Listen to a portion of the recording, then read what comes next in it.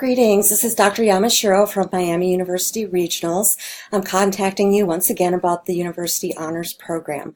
So I haven't heard from a lot of you, and I figure that perhaps the reason is that you need to know a little bit more about the program and what the benefits are. So let me start off by saying that you get priority registration, you have opportunities to apply for money for research, study abroad, and also some campus and community engagement. You work more closely with faculty, and you get to know each other. So it's really a great organization. Students are also often reluctant to take on an extra set of requirements just as they're starting school. But really, what have you got to lose?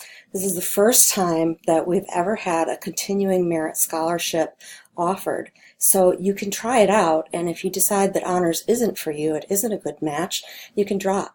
But the honors program is really meant to develop you in terms of academic work, your professional development, as well as your personal growth. So it's not all about coursework.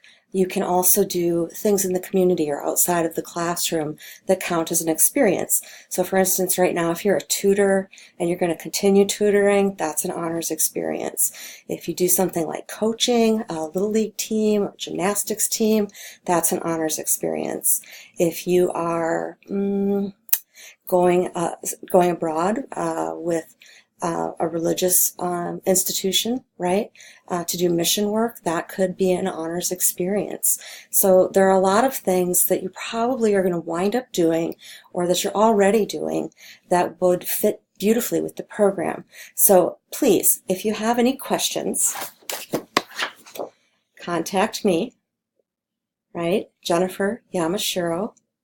My office phone number is 513-785-3261, and my email is yamashjp@miamioh.edu.